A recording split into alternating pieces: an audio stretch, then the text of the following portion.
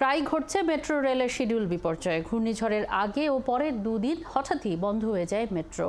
এতে প্রতিটি স্টেশনেই ভোগান্তিতে পড়েন যাত্রীরা। তাদের অভিযোগ, দুর্যোগে এমনটা হতেই পারে, কিন্তু মেট্রো স্টেশনগুলোতে যাত্রীদের কোনো তথ্যই জানানো হয় না।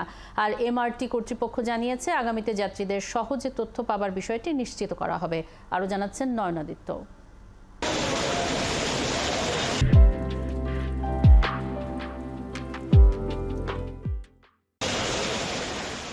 গেল প্রায় ১.৫ বছরে অন্তত ১০ বার নানা গোলযোগে মেট্রো রেলের চলাচল ব্যাহত হয়েছে। শনিবার সন্ধ্যায় বিদ্যুৎ সংযোগের সমস্যার কারণে হঠাৎই মেট্রো চলাচল বন্ধ হয়ে যায়। দুদিন পর সোমবার ঘূর্ণিঝড় রিমাল দুর্যোগে দফায় দফায় বন্ধ হয় মেট্রো চলাচল। স্টেশনে যাত্রীদের দীর্ঘ অপেক্ষা রূপ নেয় ভোগান্তিতে। যাত্রীরা বলছেন, যান্ত্রিক ত্রুটি, লাইনের সমস্যা বা দুর্যোগের কারণে চলাচলে বিঘ্ন ঘটতেই পারে। সেই তথ্য জানা থাকলে যাত্রীরা বিকল্প ব্যবস্থা বেছে নিতে পারেন, কিন্তু মেট্রো কর্তৃপক্ষ কোনো তথ্যই জানায় না।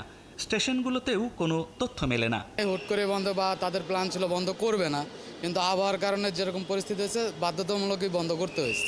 সবাই মেট্রো এমনভাবে অভ্যস্ত হয়েছি যে এখন দেখা যায় যেই টাইমে যে জায়গায় যাওয়ার তারা হয়তো 10-15 মিনিট আগে বের হয়।